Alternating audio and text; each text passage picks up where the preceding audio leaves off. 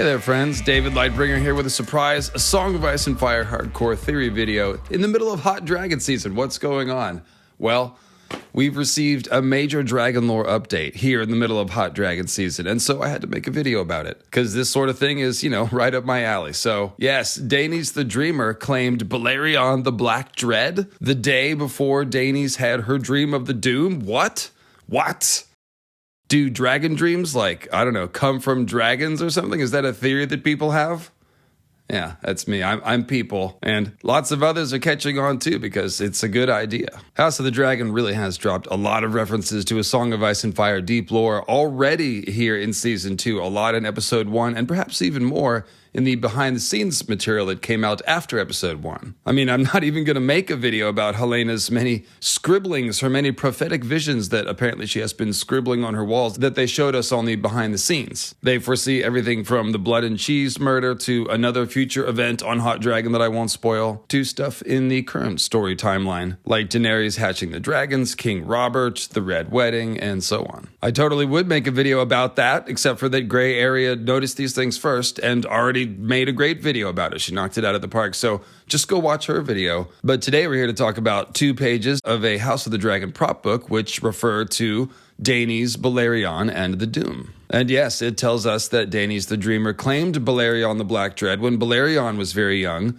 the day before she had the dream. She had the dream at night, so she claims Balerion has the dream of the Doom. Now, technically, whatever the show does, House of the Dragon, is show canon and separate from book canon. However, I think we have many reasons to be confident that this is a detail that does come from George, and will turn out to be book canon as well, and I'll explain that in a moment. The Valyrian Peninsula exploded, and it was called the Doom of Valyria, and it was over in a day. It was over in a few hours. Now, I'm sure I don't have to tell you that the idea of Daenys claiming Balerion the day she dreamed of the Doom is very exciting. And it's extra exciting for me because it lines up very well with the theory that I've been developing lately about dragon dreams, which is that they come from dragons, and even dragons' eggs. I've talked about this in the Jon Snow Theory Iceberg livestream, as well as the shorter Jon's Dragon Dream video. And in this video, what I want to try to do is move fast as I can, and tie together several different ideas about dragons, dreaming, prophecy, the dragon bond, and the Doom to give you a coherent picture of what's going on with all that, and more importantly, why it's all going on. Now, this won't all depend on the new information about Daenys claiming Balerion the day she dreamed of the Doom. However, thinking about that possibility has kind of clarified a few things for me and forced me to think harder about this, and now I'm very excited to tell you about what I found. And this amounts to basically a very big new Song of Ice and Fire lore theory. So here you go. That theory in a nutshell, or in a dragon's egg, I guess, if you will, is that I believe the evidence shows that the dragons have been sending the Valyrians and Targaryens their prophetic dreams. And examining those dreams, as we're about to do, turns out to reveal a coherent picture, one which the dragons have apparently been trying to articulate and impart to the dragon lords for thousands of years through these dragon dreams. That's right, the dragons have a plan. A conspiracy, if you will, a very long-running conspiracy. In fact, today we're going to answer one of the big Quave cryptic advice mysteries, if you will, which is what the dragons know and remember, which happens to be the same thing that Daenerys apparently needs to realize. Said another way, it seems that from the first Valerian to dream of the prince that was promised, to Daenys the Dreamer and her dreams of the Doom, to Aegon and his dream of ice and fire, and down through the subsequent generations of Targaryen dragon dreamers leading up to Daenerys, the dragons have been using the dreams to show the dragon lords what to do. They showed Daenys when to flee to Dragonstone, so House Targaryen would survive. They showed Aegon the long night he had to prepare for and what he had to do to prepare. And they showed Daenerys how to hatch her dragon's eggs and, as you'll see, what she needs to do with her dragons. This does have some further show tie-ins too, because on the show, of course, King Viserys, who also rode Balerion, like Daenys, is also a dragon dreamer. And his daughter Helena is a dreamer, and she rides the dragon Dreamfire, whose original rider was Rhaena Targaryen, and as I'm going to discuss in a moment, I believe Rhaena was a dragon dreamer too. I've got a good feeling right now because honestly, Valyrian and Targaryen prophecy have never made more sense to me than they do right now. And hopefully by the end of this video, I will have imparted that wonderful feeling to you. So let's talk about how dreams come from dragons. All right, so as you can see, this really looks to be an edited part of the World of Ice and Fire. I mean, it seems to be exactly that, since the white text matches the World of Ice and Fire text exactly. And then it's just got this extra line here in white about Daenys and Balerion, and this other section at the end about Aenar's wife. We know that George actually wrote a lot more than what was used in the World of Ice and Fire, and then some of that later went into Fire and Blood, and that looks to be what this section is, a longer, unedited section of the World of Ice and Fire with an extra sentence or two in it. I'm not sure why this line about Daenys and Balerion was edited out or perhaps saved for later, but there it is. That's what it looks to be. And that means that it will probably eventually appear in some sort of book lore and then be officially considered book canon. But as you're about to see, I feel pretty strong about it having come from George, like I said, not only because it appears to be an edited section of the World of Ice and Fire, but because it just makes sense taken with everything we know about Dragon Dreams. And also, it's just really, really cool. So,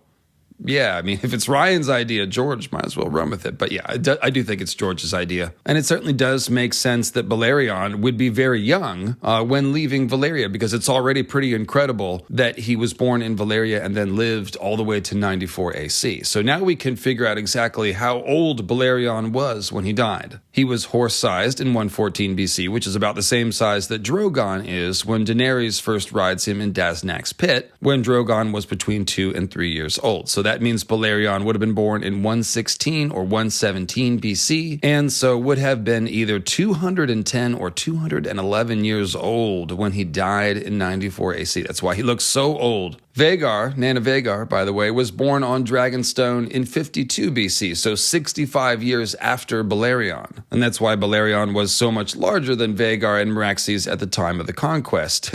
Nana was but a spry 52 at the time, while Balerion was already 117 or so. So there, you guys, patrolling for problematic age gap relationships, Balerion and Vhagar, that's 65-year age gap, even for dragons. That's a lot. I'm kidding. Don't at me. So all of this creates a very strong parallel between Daenerys and Daenys the Dreamer, as I'm sure you can see. They both rode dragons whose scales were as black as night, with Drogon even being called Balerion Come Again one time by the Dothraki. They both claimed their dragons when they were teenagers and when their dragons were about 3, and they both had plenty of dragon dreams. Daenys and Daenerys essentially bookend House Targaryen, with Daenys, beginning the move to Dragonstone, which created House Targaryen, and with Daenerys being the last scion of House Targaryen, who, along with Jon, will fulfill the destiny of House Targaryen, which is, all that prince that was promised stuff. All right, it's time to call out another YouTuber. You guys ready for some drama? I'm kidding. I'm calling him out for being smart, and I'm talking about Glidus of the YouTube channel of the same name. I'll throw his tweets up here on the screen, and as you can see, he pointed out that this new info kind of makes Balerion the main character of the story from a certain perspective, which is a great observation. He foresaw the doom and psychically warned his rider, Daenys. He forged the 7 kingdoms in his flames and ruled over it for decades. He took a kid on a deadly joyride so he could see home one last time, and of course, Glidus is referring to Arya Targaryen and her fateful trip to Valyria. And then finally, Balerion died due to Viserys' cringe, which obviously is a joke. However, there is a serious point there. Balerion, as Viserys says, is like the last flame from old Valyria. He was the last remnant of Valyria alive. And Viserys rode him once, then Balerion died, and then Viserys went on to sow the seeds of the Dance of the Dragons, a Targaryen civil war wherein, spoiler alert, most of the dragons died, and sort of this Dance of the Dragons leads eventually to the downfall of House Targaryen. So was there something important about Balerion being this last ember from Valyria? And after he died, was that, the beginning of the loss of the ability to hatch dragons? I really like this last point that Glidus is making about blood magic requiring sacrifice. And so at a certain point, Balerion stopped receiving sacrifices and stopped being used as an instrument of war, and perhaps his magic waned because of that. So I really like this idea that more blood sacrifice to the dragons would strengthen their magic. That does seem to fit with what we know about how magic works generally in A Song of Ice and Fire. So good job, Glidus. Sorry, I don't mean to be patronizing. I'm happy when people have the same ideas, So hopefully Glidus, hopefully you're watching. Hopefully somebody told you to check this out. Dave Lightbringer started some shit, talked about you on his channel. No, I'm kidding. Big fans of you and Swifty, of course, as we all are. So the point is that you were right. I think you're right. You put this disclaimer here, but I think Balerion did psychically warn Daenys, and I think, in fact, all of the dragon dreams come from the dragons, as the title of the video indicates. Hello, this is Reading Rhaegar. Hey man, I'm trying to record. Can you? Oh, why yes, I'd love to participate in a survey. Rhaegar. A registered voter. I'm not sure. Hey Dave, do you know if... No, you're not. You're from Westeros. Now hang that up, please. Are you sure? My opinion is very important. Well, sure, but that's for Americans, not Targaryens. Oh, well, I suppose you're right. Oh, hello? This is Reading Rhaegar. Dude, who's blowing up your phone? A problem with my account. Oh, dear. Rhaegar, what account? Oh, well, let me get my card number. 1 second. Rhaegar, stop. Who are you talking to? Oh, it's the account people at the dealership. They said my card's out of date. Rhaegar, hang up the phone. But Dave, it's the Lamborghini dealership. Just trust me. Hang up the phone right now. Okay, well, if you insist, but I really don't... Rhaegar, that was a phishing scam. Well, how do you know that, Dave? I mean, just because you came up with moon meteor theory doesn't mean you know everything. Well, first of all, as a fictional character from Westeros, you don't have a bank account. A what character? And second, you ain't got no Lambo. You don't even pay the rent. Well, that's true, but I'd very much like a Lambo. I think it would suit me. And third, if you've already given your card information to some sort of payee, they're not going to call you up and then ask you for your entire card number over the phone. That is a trademark phishing scam, and they're on the rise. Last year, the FTC received 5.7 million total fraud and identity theft reports, 1.4 million of which were identity theft cases. Identity theft? Yeah, that's what the fake Lambo dealership was trying to do, steal your identity. I mean, can you imagine other people walking around pretending to be Rhaegar? Because it could happen. Well, that would be awful. I mean, who else could pull off, this? But the question is, what can we do about it? Well, the first thing you should do is protect your personal data with Delete Me. Delete Me is a hands-free service that will remove your data from hundreds of data broker websites, and that will help protect you from identity theft. Hands-free? What does that mean? It means you give Delete Me your personal information that you want removed from websites and search engines, and then their experts will go to work for you. They give you a detailed report on how it's going in 7 days, and they continuously monitor sites to do repeat removals if needed. I see, but does it really work? Well, they definitely found a lot of my personal data out there, as you can see, and already in the first month, they've removed almost 60 records. Delete Me is awesome at what they do because removing your personal information from the internet is all they do. They're not offering other services and bundle packages. They're only focused on keeping their customers' data private and out of the hands of data brokers. Well, how do I become a customer? Oh, well, that's easy. Just go to joindeleteme.com/Lightbringer and use promo code Lightbringer at checkout. And best of all, you'll even get 20% off. And once again, that's joindeleteme.com/Lightbringer.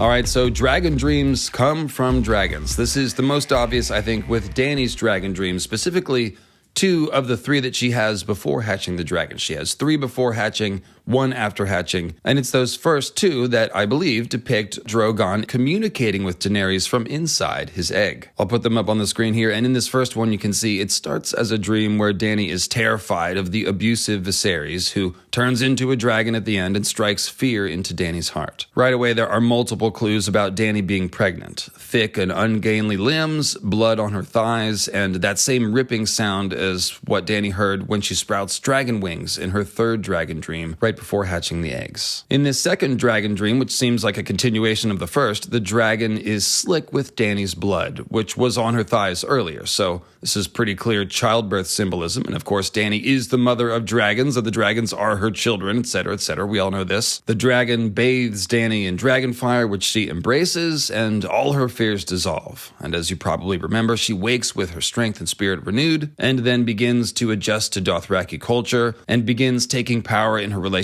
with Khal Drogo and in the Khalasar. So again, the thing I want to stress is that this black dragon seems like Drogon, since it has black scales and is symbolized as Daenys' child. I mean, it kind of has to be Drogon, right? And that would mean that Drogon is psychically communicating to Daeny. He's projecting an image of himself into her dreams from inside his egg. It's probably not a one-time thing. That probably means that dragons' eggs work this way, that the dragons inside the eggs can reach out and communicate and begin to bond with the Dragon Lord even before it hatches. Drogon and the other dragon's eggs seem to be trying to communicate with Daeny all through a Game of Thrones, in fact. She's also sensing that the eggs are alive in other ways, most notably in the scene where one of the eggs reaches out to connect to her child in the womb. She also has waking visions when the light light or the reflected firelight catches on the eggs, and in one of them it looks like there are 1,000 flames reflecting off the dragon's egg. So just, they seem to be trying to suggest to Dany that they want to be put in fire. And if you remember, they even feel warm to Dany when they don't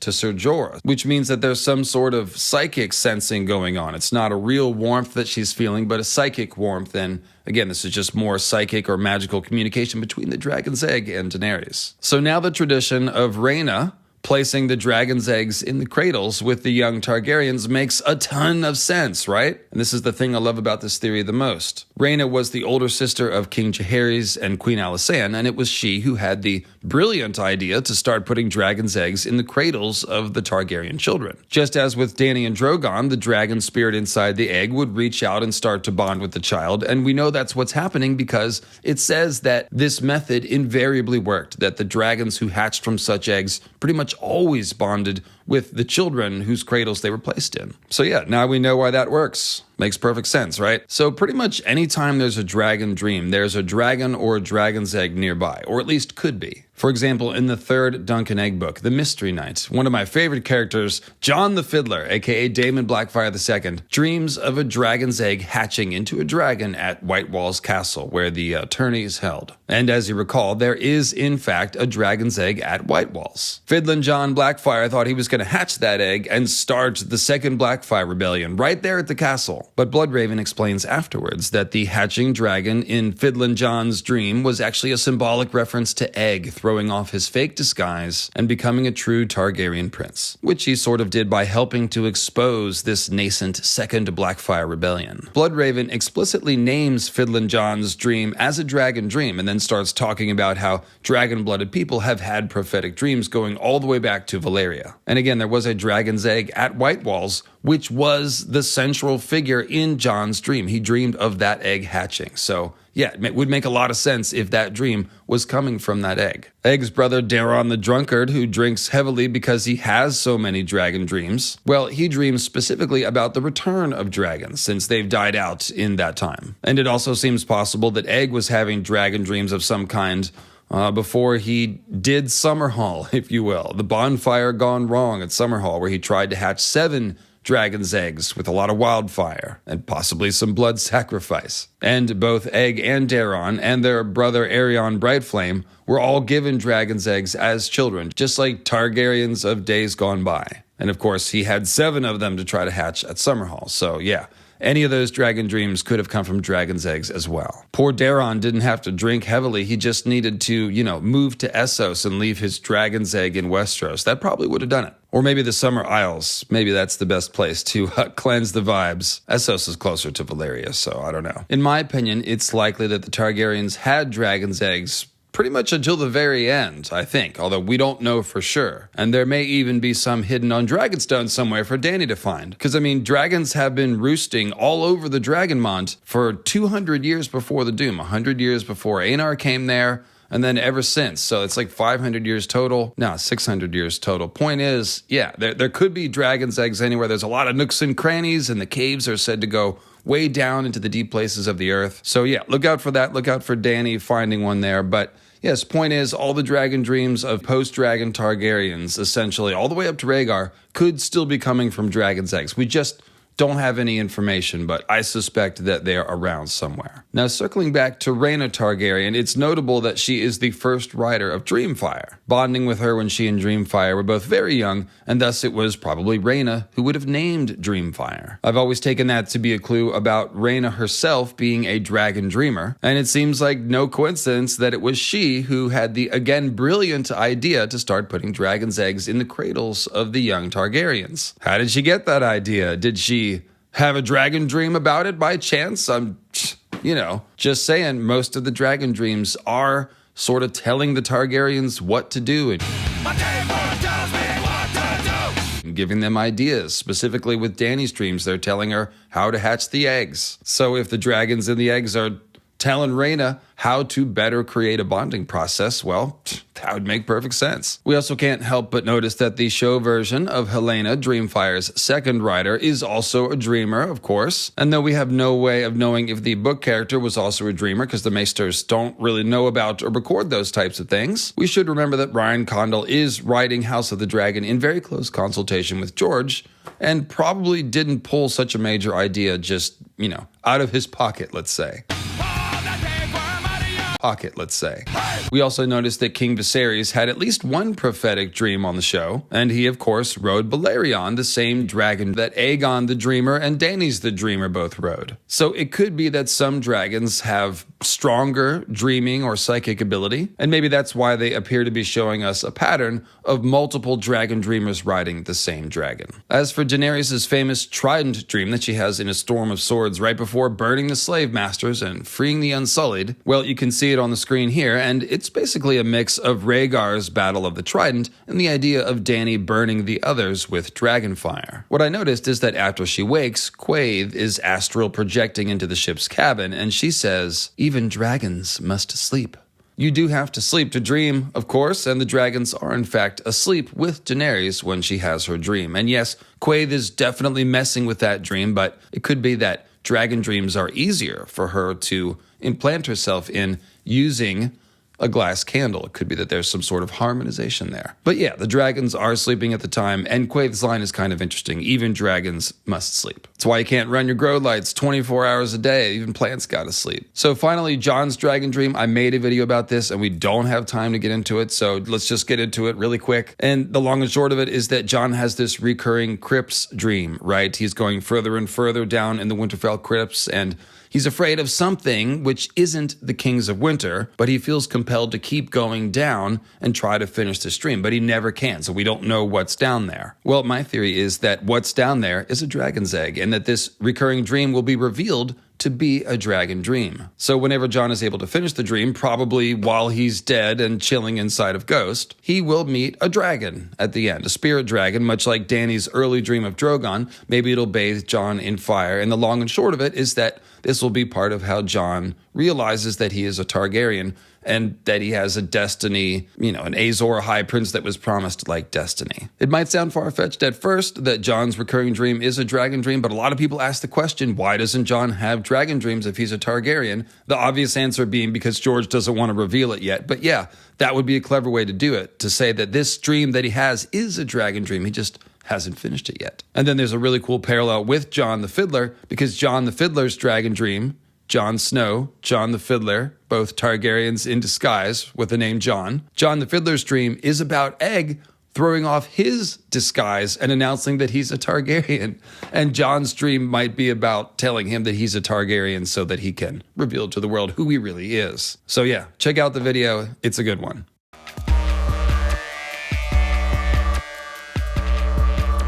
All right, so why do dreams come from dragons? Well, dragons, and if you haven't thought of this by now, you're going to chuckle when I say this, dragons are fire made flesh, and fire gives visions of the future, right? Melisandre sees her visions in the flames, so of course the dragons have a connection to psychic foreknowledge. I'm kind of kidding about this, but not really. It does make sense. If you can see the future in the fires and dragons are fire made flesh, then yeah, there you go. And going back to the name Dreamfire, maybe this is the deeper meaning of the name, that the dragon dreams come from the dragons because they are creatures of fire. So their internal fires would be dream fires because they channel the future, which the dragons relate to the dragon dreamers through dreams. All right, so here's a huge piece of the theory, which I've never put together before until now. So I discussed in the Tapestry Explained video that the dragons might have the souls or spirits of Valyrian ancestors inside of them. I feel very confident that this is the case, and I talked about this in the Daemon Song video as well. And I think this is the meaning of the expression, 3 heads has the dragon, and the meaning of the Valyrian Sphinx, which is the riddle, not the Riddler. The Valyrian Sphinxes are all human-headed dragons, and that is part of the 3 heads has the dragon riddle. In fact, it's the answer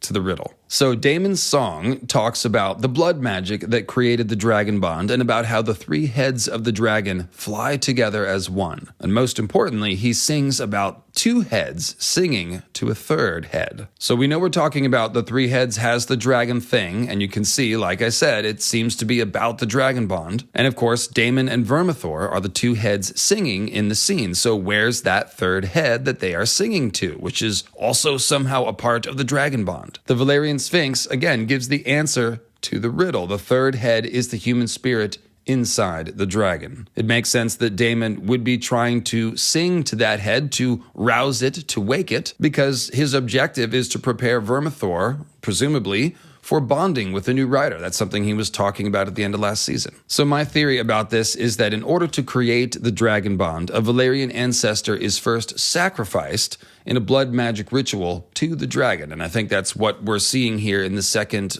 scene of the tapestry. You can see the guy with the sword or knife standing behind the sacrificed woman is holding a bowl. So he's collecting the blood. That tells you this is a ritual. And then there's a sort of blood and gold thread connection forming between her and the head of the dragon, which it's kind of hard to see, but it is a human head with horns. So now that the sacrificed ancestor is spirit stuffed into the dragon, their blood kin, this is the theory, would be able to bond with that dragon and subsequent dragons of its lineage, because their blood kin is in the dragon, and that's what I think allows them to establish that psychic bond. That's why the Valyrian dragons are said to be tied to specific lineages, and that's why those lineages practice incest. Because the Valyrians, there's no need for them to practice incest. There's plenty of Valyrians around that look the part, but they still did familial incest, and that's because that was the key to monopolizing their family line of dragons. So if any version of that theory is true, then it's an obvious thing to wonder if it might be those ancestor spirits inside the dragons who are sending the dragon dreams, right? And perhaps it is they who have a long-running agenda that they are trying to impart to the living dragon lords. Much like green seers like Bloodraven are sitting inside the Weirwood net trying to communicate to the living, like Bran, or maybe Euron, and eventually Jon. And of course, it's possible that we shouldn't say, oh, the spirits inside the dragons are sending the dreams, because it's very likely that the spirits inside the dragons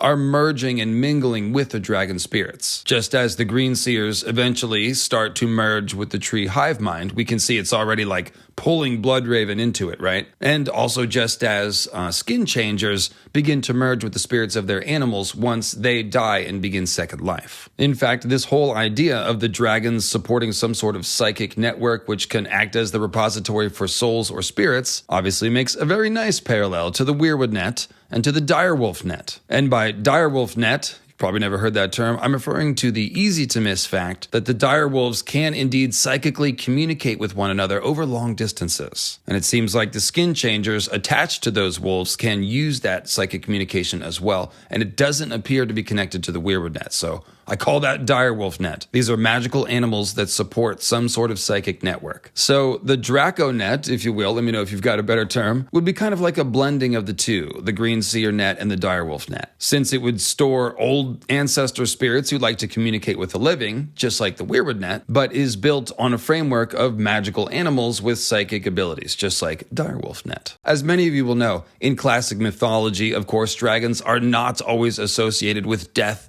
and destruction, or even just like fire and consumption. In Eastern mythologies, dragons are generally depicted as sources of higher wisdom and divine knowledge. So if the A Song of Ice and Fire dragons are the sources of these prophetic dragon dreams, then this could be like George's version of that idea. Dragons as a source of higher knowledge and magical wisdom, and that's pretty cool. Now, despite the fact that George definitely is working with the dragons as a symbol of consuming fire and, destructive power, it has always seemed like he's also working with the idea of dragons equaling knowledge and, magical higher learning, especially since he based most of the lore, symbolism, and mythology of House Targaryen, Daenerys, and Drogon on Vedic Indian mythology and Iranian Zoroastrian mythology, which you can find out all about in maybe my favorite YouTube video that I've ever made, which is the Vedic Indian origins of Dany and Drogon. I really love, and a lot of people really love, that George is drawing on more than just, the obvious mythologies, Greek mythology, Norse mythology, that most fantasy authors draw on. He's going a lot farther afield, and he seems to have done his homework. I mean, the Khaleesi stuff, Miri Mazdur, Ma Durga, there's a lot. It'll blow your minds. It's just doing George doing the work respect. He's done a lot of work to create this, and if you're fans of House Targaryen and you haven't seen this, like I said, it'll blow your mind, so check that one out. And finally, in terms of why do dreams come from dragons, we have the fact that the Targaryens named many of their dragons after gods from Old Valyria, including Balerion, Vhagar, and Meraxes. We know that the Valyrians had some kind of polytheism, that they had many gods, but I've always wondered if their gods weren't dragons, either sort of abstract god forms that looked like dragons, or maybe the dragons themselves. If I'm right that the dragons have the souls or spirits of Valyrian ancestors inside of them, then it would make sense that they would worship the dragons directly, because that would just be a form of ancestor worship, which of course is a very common cultural practice found all around the world. And then going further, if they're receiving psychic prophetic visions and dreams from the dragons, well, it really would make sense if they worshipped the dragons directly. And one other thing that occurs to me is that we only hear of one kind of statue from Old Valyria, which is the Valyrian Sphinx. There are no statues of their gods that we hear about, unless the Valyrian Sphinxes are statues of their gods, the human-headed dragons, as a depiction of the unified three-headed dragon of the Dragon Bond. So, for example, there are two Valyrian Sphinxes at the entrance to the throne room of King's Landing. The Targaryens put those there, obviously, and why are those the only two Valyrian statues that they brought? Why wouldn't they have statues of the Valyrian gods? Maybe because that would offend the Seven, I don't know, but maybe those Valyrian Sphinxes, again, are their gods.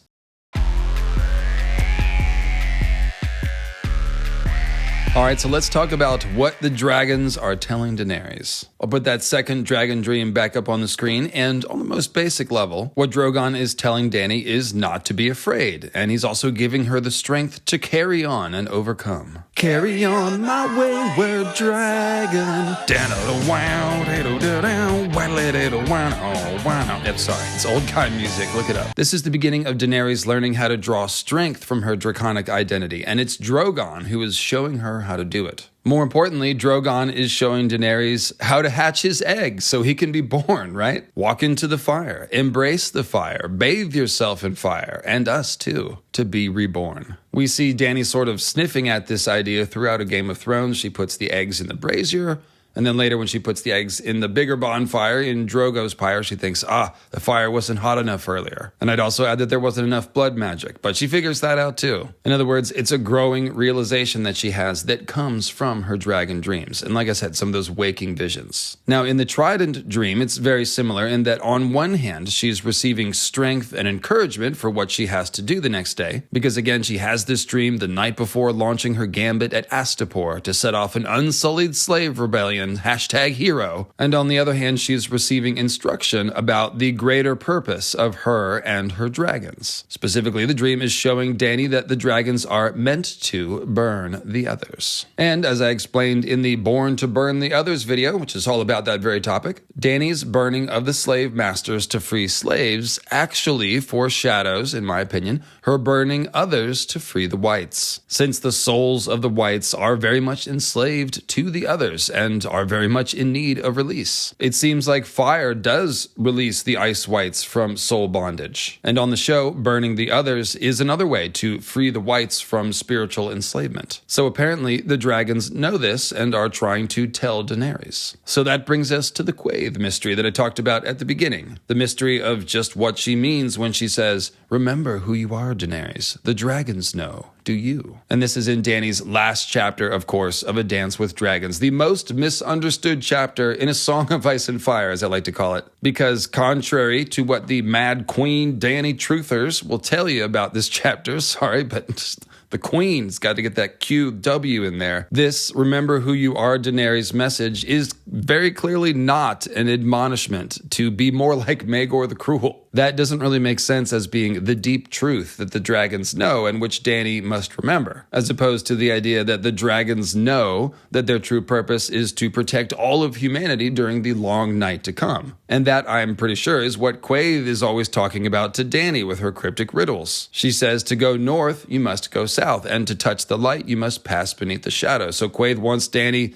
to go north and to touch the light. What do you think that's about? A dream of spring, perhaps? Ending the long night in the north, perhaps? I'll just dial down the sarcasm knob here a little bit. But yeah, it does make more sense that Quaithe, a glass candle sorceress from Ashai, is going to be more concerned with existential questions and threats like the others, as opposed to the dynastic succession of Westeros. Note what I think Quaithe is trying to say to Dany all through this chapter, and if you want 3 hours of analysis of this chapter, I did one just a couple of months ago, is that the dragons know who Daenerys is, the prince that was promised. And they know that the destiny of the prince that was promised and the dragons themselves is, drumroll please, wait for it, to fight the others during the long night. After all, Balerion the Black Dread told Aegon the Conqueror that very same thing.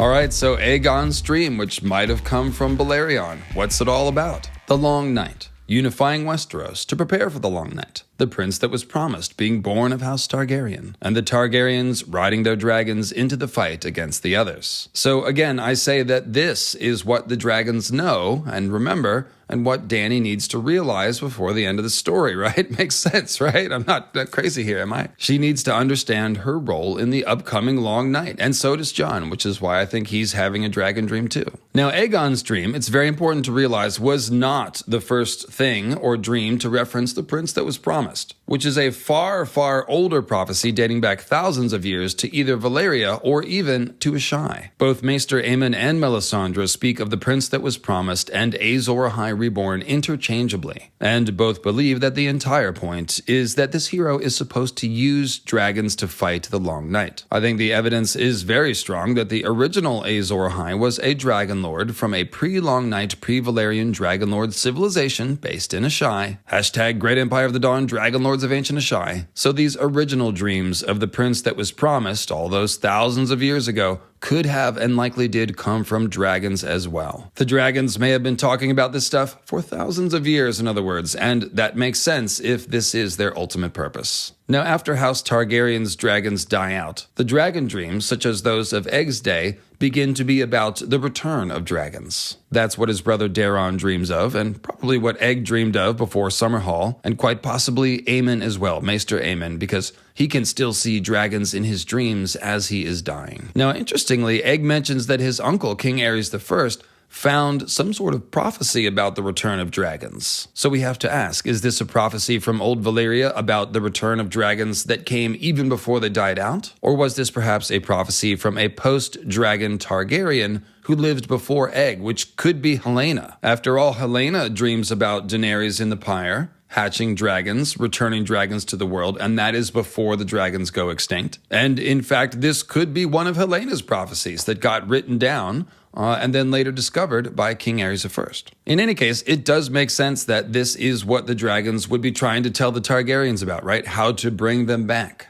It's kind of important. So these sorts of dreams may have led to some of the botched attempts to wake dragons after they died out, such as Egg's bonfire gone wrong at Summerhall. Aerion Brightflame, Egg's brother, of course, drank wildfire to try to turn himself into a dragon and, as it says, turned himself into a corpse instead. While Mad King Aerys II, according to Jaime, tried to set King's Landing on fire at the very end, partially because he believed he would transform into a dragon. So yeah, he may have been having some sort of misunderstood dreams about dragons hatching. That's definitely possible. Now, dragon dreams also sometimes are about the various steps that House Targaryen needed to take in order to get to the place where Dany and Jon are riding dragons and defending the world against the others, which presumably will come in a dream of spring at some point in the future. I myself do not have prophetic dreams, so I cannot tell you when that's coming, but I do believe.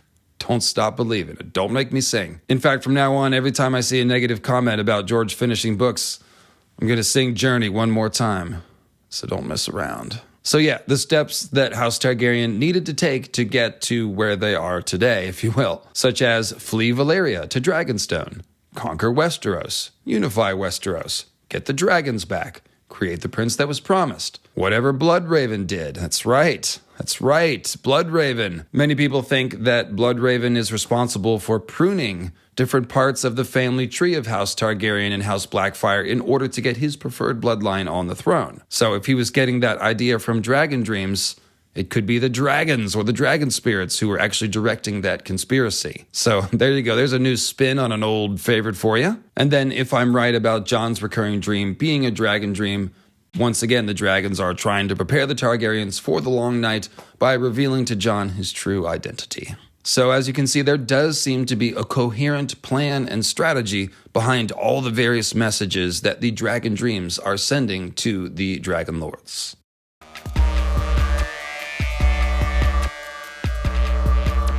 All right, for those of you still watching the video, I do appreciate it. I got some extra tasty for you here. If you thought this theory was fun so far, let's go ahead and bring the Great Empire of the Dawn all the way into it. So, Dany's third pre-hatching dragon dream, that is actually the one that is a series of dream vignettes separated by the chanted refrain of Wake the Dragon. Like her first two pre-hatching dragon dreams, it seems intended to bring Dany to the point of understanding how to hatch the dragon's eggs, which she does in the chapter after waking from this dream. The key vision is the last one, of course, the one with the dragon lord looking ghosts who have swords of pale fire, and who tell Dany to wake the dragon. We don't know exactly who they are at this point in the story, but they look like dragon lords. They want Dany to hatch her dragon's eggs, and the flaming swords they wield are, some sort of indication that all this has to do with Azor, High Reborn, and Lightbringer. Once again, all of this checks out pretty well as stuff that the dragons would be trying to communicate to Daenerys. Now, information in subsequent books, The World of Ice and Fire mainly, allowed me to assemble the Great Empire of the Dawn theory, which basically builds on what Septon Barth said about there might have been some ancient dragon lords from Asshai who predated the Valyrians and taught them the art of bonding with dragons. It's this very tantalizing line from Septon's Worms and Wyverns. I almost said Septon's Dragons, Worms, and Wyverns, I think. I can't even remember anymore after that. Leaving that in. So, look, the Great Empire of the Dawn, the theory is this: the Great Empire of the Dawn turns out to be the name of the ancient people from Asshai, the ancient dragon lords from Asshai. For example, the rulers of the Great Empire of the Dawn, there's 8 dynasties listed, 8 rulers or dynasties. They're all associated with various gemstones, and 4 of those 8 gemstones turn up in the eye sockets of these kingly Valyrian-looking ghosts in Dany's dream. The Great Empire of the Dawn is also associated with large fused stone constructions known as the Five Forts, which means they were dragon lords. So yeah, they are the ancient Asshai dragon lords. Check out the videos if you want the whole theory. It's a whole thing. But the point is, these Valyrian-looking ghosts, whoever they are, seem to be reaching out across time and space to urge Dany to wake the dragon. And I've always wondered where they're broadcasting from. If they are broadcasting from anywhere, if they exist anywhere, where are they, right? So now the possibility emerges that if they are anywhere,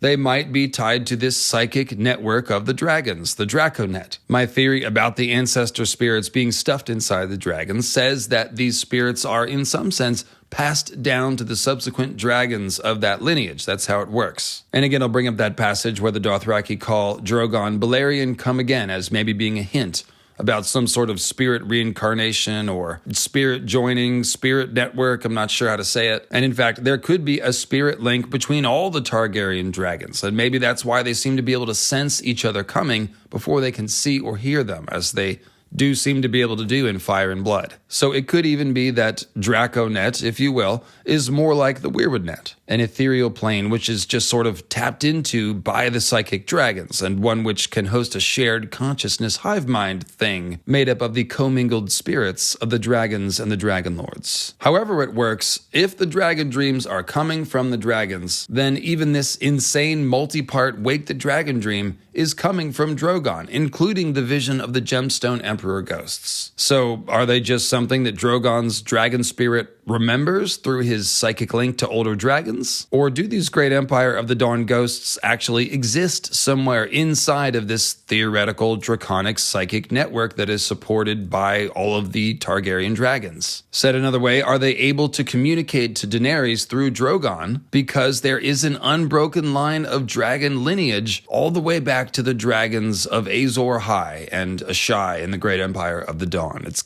kind of crazy, but would make sense because there does seem to be an unbroken blood lineage from the original Azor High and his people down to House Targaryen through Valyria and all the way down to Dany and Jon. So maybe these gemstone-eyed Great Empire of the Dawn ghosts are the culprits. Maybe they're the ones sending all these dragon dreams for thousands and thousands of years about the prince that was promised and all the rest. Maybe they're the ones who sent Daenys the Dreamer and Aegon the Conqueror their dreams through the vehicle of Balerion's psychic magic. Yeah, maybe they're the ones behind all of it. By the way, the other theory that I have for where those gemstone emperor ghosts might be, if they are anywhere, would be inside the flame of a glass candle. Recently unearthed early drafts of A Feast for Crows, the prologue in particular, show that Martin was experimenting with the idea of glass candles being things that could extend the lifespans of sorcerers, so that they can never be permanently killed as long as the flames of their glass candles are lit. So perhaps he'll still use that idea, and perhaps that'll turn out to be the source of the Gemstone Emperor projections. They're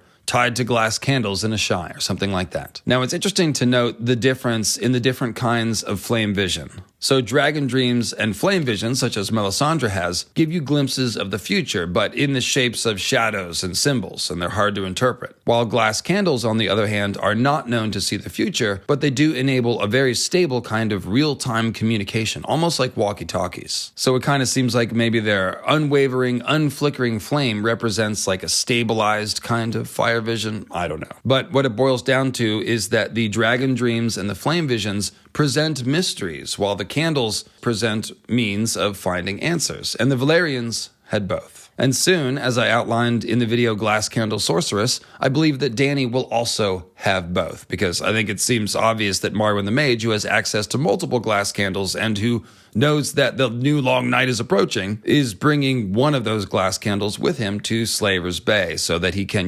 communicate over long distances to Sam and other people, and also stay abreast of the threat of the others and all kinds of other useful stuff. He's definitely bringing a glass candle to Slaver's Bay, and that means that Dany will have one soon, and that means that she will have a means of finding more information out about Azor High, Ashai, the truth of Ashai that Quaithe is always hinting at. All of that stuff is coming, and my big prediction is that Dany will see the Gemstone Emperor ghosts again by using this glass candle that Marwyn the Mage is bringing her. Or alternately, if the Gemstone Emperors are really like inside the dragons somehow, inside of Drogon, some remnant of them inside of Drogon, then perhaps all we need to do is feed Drogon a bunch of sacrifices so we can strengthen his blood magic, like Glidus was saying, and then Dany will be able to have more dreams of the Gemstone Emperors straight from Drogon. I don't know. You tell me how you think it works, but these are my theories.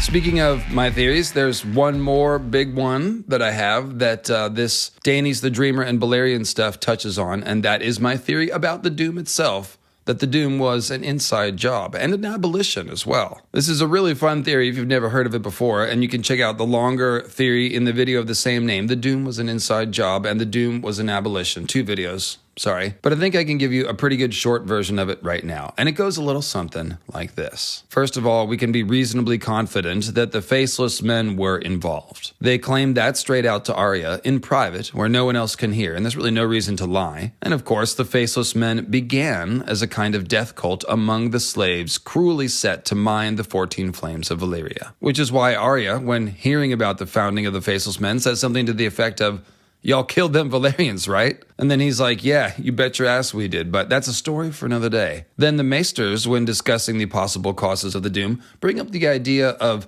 too many Valyrian assassinations killing too many of the blood mages which banked the fires of the 14 flames. Which, by the way, that's how you sustain a 5,000-year-long empire on top of a bunch of volcanoes. You use blood mages and magicians to bank the fires and keep them at a steady simmer so they don't blow up. So if you take that idea, the idea that blood mages are responsible for keeping the volcanoes on a simmer at all times, and the idea that the Faceless Men are specialized assassins, then you have the Doom in a nutshell. All the Faceless Men would have had to do is what they do. Assassinations, targeted assassinations, kill the mages, the volcanoes destabilize, and boom. And that's really the only conceivable way that I can think of, inconceivable, that the Faceless Men could have caused the Doom. So let me know if you've got another theory, but yeah. All right, so next piece of the puzzle. The World of Ice and Fire tells us that Septon Barth once referred to, quote, a Valyrian text that has since been lost, suggesting that the Freehold sorcerers foretold that the gold of Casterly Rock would destroy them.